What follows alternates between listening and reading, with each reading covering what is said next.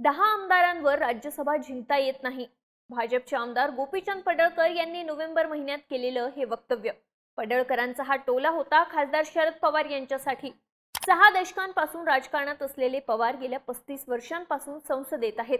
आधी लोकसभा आणि मग राज्यसभा. ते सातत्यानं देशाच्या राजकारणात महाराष्ट्राचं नेतृत्व करतायत. मात्र आता 2026 मध्ये शरद पवारांसमोर एक मोठं आव्हान उभं राहिलंय. हे आव्हान आहे पुन्हा निवडून येण्याचं. शरद पवार यांचा राज्यसभेचा कार्यकाळ यावर्षी संपुष्टात येणार आहे. पण हा कार्यकाळ संपल्यानंतर ते पुन्हा निवडून येतील याची खात्री नाहीये. कारण सध्या पवारांना राज्यसभेत पाठवण्या एवढे संख्याबळ त्यांच्या पक्षाकडे नाही. हीच वेळ राज्याचे माजी मुख्यमंत्री उद्धव ठाकरे यांच्यावरतीही येण्याची शक्यता आहे. ठाकरे सध्या विधान परिषदेत आमदार आहेत. त्यांचा कार्यकाळही यावर्षी संपणार आहे. पण पक्षाकडे पुरेसं संख्याबळ नसल्यामुळे त्यांच्या समोरही निवडून येण्याचं आव्हान उभं राहिलंय. रामदास आठवले हे आणखी एक महत्त्वाचे नेते. राज्यसभेचे सदस्य असलेल्या आठवलेंचा कार्यकाळही यावर्षी संपणार आहे. आता त्यांची खासदारकी भाजपच्या मर्जीवरती अवलंबून आहे. जर भाजपनं नाही म्हटलं तर आठवलेंनाही पुन्हा संधी मिळणं अवघड आहे. त्यामुळे आता या तीनही नेत्यांना या वर्षात निवडून येण्यासाठी राजकीय जमवाजमव करावी लागणार आहे. शरद पवार आणि उद्धव ठाकरे यांच्या समोर पुन्हा निवडून येण्याचं आव्हान कसं आहे? त्यांना यासाठी कोणत्या पक्षांची मदत लागणार आहे? भाजपनं रामदास आठवलेंना खासदारकी नाकारली तर त्यांच्या समोर काय पर्याय आहेत? जाणून घेऊ या व्हिडिओच्या माध्यमातून. नमस्कार, मी दिव्या आणि तुम्ही पाहताय बोलभिडू. सुरुवात करूया शरद पवारांपासून. शरद पवारांचा राज्यसभेचा कार्यकाळ यावर्षी 2 एप्रिलला संपणार आहे. त्यानंतर जर त्यांना पुन्हा राज्यसभेवरती जाण्याची इच्छा असेल तर यासाठी महाविकास आघाडीतल्या मित्र पक्षांची मदत घ्यावी लागेल. महाविकास आघाडीत शिवसेना ठाकरे गटाचे 20 आमदार आहेत. काँग्रेसचे 16 आणि राष्ट्रवादी शरद पवार गटाचे 10 आमदार आहेत. यासोबत आघाडीला समाजवादी पक्षाचे 2 आणि माकपच्या 1 आमदाराची साथ आहे. म्हणजेच महाविकास आघाडीची एकत्र ताकद 49 आमदारांची आहे. महाराष्ट्रात राज्यसभेच्या 19 जागा आहेत. त्यापैकी 2026 मध्ये 7 जागा रिकाम्या होणार आहेत. महाविकास आघाडीची सध्याची ताकद पाहिली तर आघाडी एकत्र मिळून 7 पैकी फक्त 1 जागेवरती आपला उमेदवार निवडून आणू शकते. कारण 7 जागा असल्यानं उमेदवारांना निवडून येण्यासाठी पहिल्या पसंतीची 37 मतांची आवश्यकता असेल. अशा प्रकारे संपूर्ण महाविकास आघाडी एकत्र आली तरच ते एका उमेदवाराला राज्यसभेवरती निवडून देऊ शकतात. आता हे उमेदवार शरद पवार असतील का, याकडे सर्वांचं लक्ष लागलंय. कारण शरद पवारांसोबतच ठाकरे गटाच्या प्रियंका चतुर्वेदी आणि काँग्रेसच्या रजनी पाटील यांचाही राज्यसभेचा कार्यकाळ संपणार आहे. जर या 2 पक्षांकडूनही राज्यसभेसाठी दावा करण्यात आला तर शरद पवारांची अडचण होऊ शकते. इथे शरद पवारांच्या मदतीला पुतणे अजित पवार येऊ शकतात, अशा चर्चाही आता सुरू झालेल्या आहेत. महापालिकेच्या निवडणुकीसाठी पवार काका पुतणे पुणे आणि पिंपरी चिंचवडमध्ये एकत्र आलेत.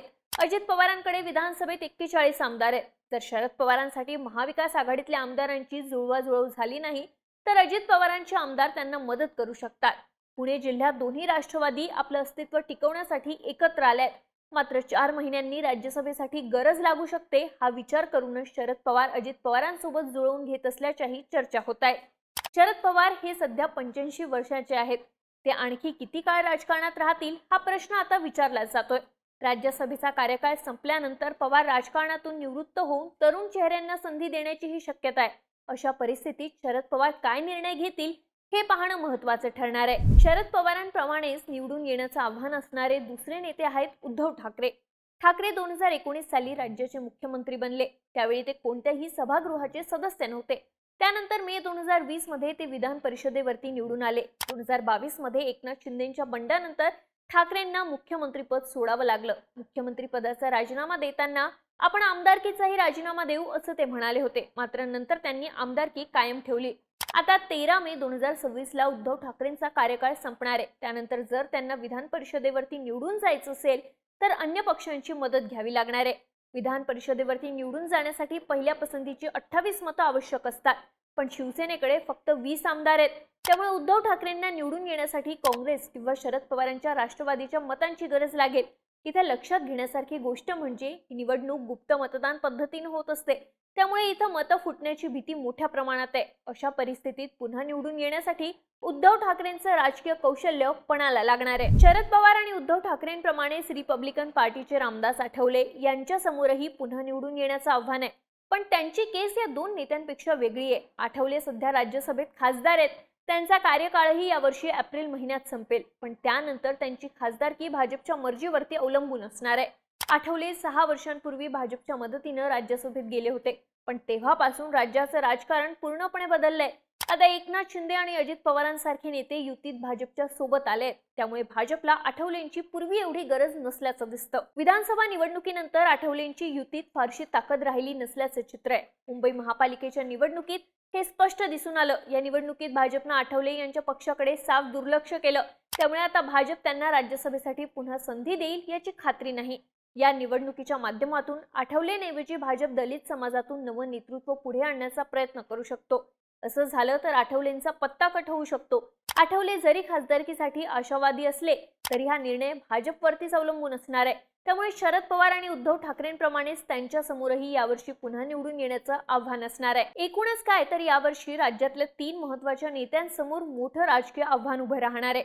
या नेत्यांना राज्यसभा आणि विधान परिषदेवरती पुन्हा निवडून जाण्यासाठी राजकीय जमवाजमव करावी लागणार आहे. आता हे नेते यात यशस्वी होतात का हे पाहणं महत्त्वाचं ठरणार आहे. तुम्हाला या सगळ्याबाबत काय वाटतं?